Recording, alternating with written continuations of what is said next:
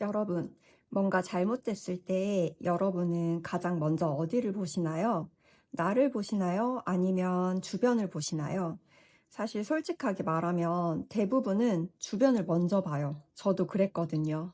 사람은 원래 어떤 문제가 생겼을 때 그 원인을 남에게서 찾으려는 경향이 있어요. 자신을 방어하고 책임을 최소화하려는 마음이 방향을 돌려 원망의 상대를 찾게 만드는 거예요. 내 잘못일 수도 있다는 생각 자체가 스트레스의 시작이 되니까 무의식적으로 회피하게 되는 거죠. 근데 생각해보면 그런다고 달라지는 건 없잖아요. 이미 발생한 일은 벌어졌고 원인을 타인으로 돌린다고 해서 일어난 상황 자체가 없어지는 건 아니니까요. 저도 비슷한 경험이 있어요. 아이의 학교에 신청했던 서비스에서 떨어진 적이 있었어요. 저는 당연히 될 거라고 생각했는데 나중에 이유를 알아보니 서류 미비라는 거예요. 근데 그 서류는 제가 준비한 게 아니라 남편이 준비한 서류였어요.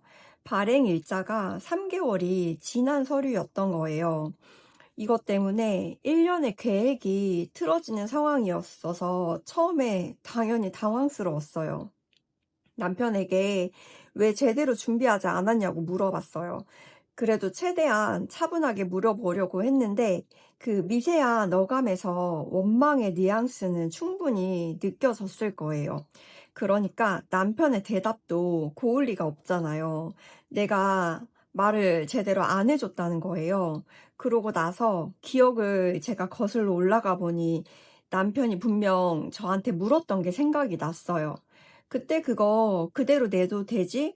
라고 물었었는데 저도 더 자세히 알아보지 않고 생각 없이 대답을 했던 거예요. 서류를 알려줄 때 발행 일자도 체크해야 한다고 말했다면 마지막에 제가 한 번 더 확인했다면 결과는 사실 달라졌을 거예요. 결국 남편 때문에 탈락했다고 말하기엔 저한테도 분명히 부족한 부분이 있었던 거예요. 그런 후에 저는 일단 다른 방법을 찾았고 그 일은 이미 1년이 지났어요.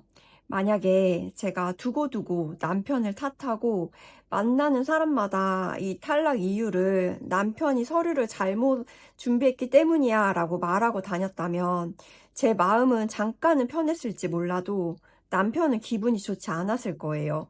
억울한 부분도 분명 있었을 거고요. 다행히 저는 그냥 시원하게 받아들였어요. 남편을 원망하지 않았고, 누가 물어보면 이렇게 대답했어요. 아, 어쩔 수 없죠. 다른 방법을 일단 찾아야죠. 그냥 넘겼을 뿐인데도 관계가 지켜지고 저도 오히려 편했어요. 문제의 원인을 남이 아닌 나에게서 찾으면 나의 생각과 삶을 통제할 수 있게 돼요. 조금 더 주도적으로 살아갈 수 있게 되는 거예요. 반대로 원인을 남에게 돌리면 나의 생각은 거기서 멈춰버려요. 이미 답을 내렸기 때문이에요. 하지만 나에게서 찾으려고 시도하면 같은 실수를 반복하지 않기 위해 해결책을 찾게 되고 그 과정에서 성장과 발전은 자연스럽게 따라와요. 지금 마음속에 누군가를 원망하고 있는 일이 있으신가요? 오늘 딱 한 가지만 해보세요.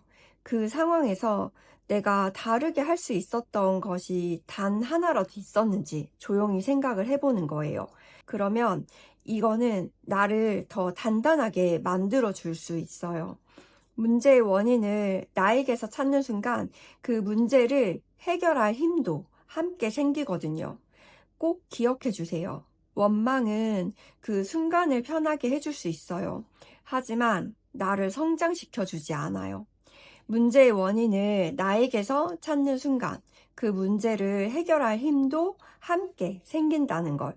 저도 오늘 이 말을 다시 되새기면서 조금 더 주도적으로 살아가려고 합니다. 오늘 영상이 도움이 되셨다면 댓글로 여러분의 생각도 나눠주세요. 같이 이야기하면 더 힘이 될 것 같아요. 다음 영상에도 이렇게 도움이 되는 이야기 들고 올게요. 오늘도 봐주셔서 감사합니다. 감사합니다.